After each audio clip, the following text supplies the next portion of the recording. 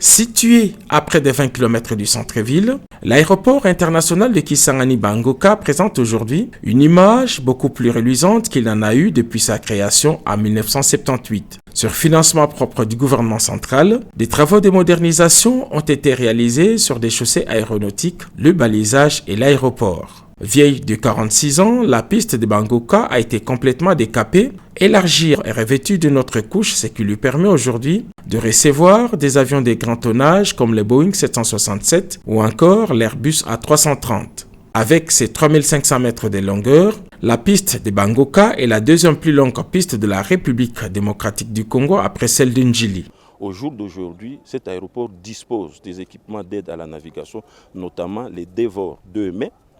Donc le DEVOR signifie un vol Doppler pour donner les orientations, non seulement pour les avions qui sont en approche, mais aussi des avions qui sont en survol. N'oubliez pas que Kisangani est au croisement de beaucoup de routes. N'oubliez pas non plus que Kisangani est parmi les aéroports internationaux qui sont retenus pour la diversion ou le dégagement en cas de panne technique. Donc pour un avion qui n'atterrit pas en RDC mais qui est dans le secteur de Kisangani et il atterrit. La transformation la plus spectaculaire concerne l'aérogare. Il est organisé en deux circuits, départ et arrivée aussi bien pour les vols internationaux que domestiques. Nous avons tous les équipements de détection, donc nous appelons les équipements de sûreté aéroportière. Nous avons les scanners bien dotés de rayons X. Nous les avons au départ comme nous avons à l'arrivée, avec tout ce qu'il y a comme box d'enregistrement.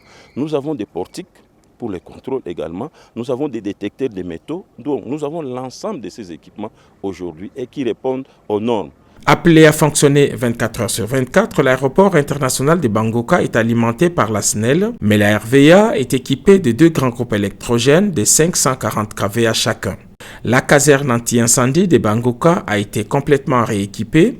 D'autres engins spécialisés comme des Flyco, ces chasseurs d'oiseaux, dans la zone aéroportuaire arrivent dans le prochain jour. Avec cette innovation, Bangoka a repris sa place de hub pour l'espace nord-est de la RDC et il répond aux normes d'un aéroport international suivant les standards de l'OACI et de l'IATA. Plusieurs autres défis restent cependant à relever, la rentabilité et l'entretien des infrastructures, mais aussi la lutte contre les spoliateurs des terrains de l'État.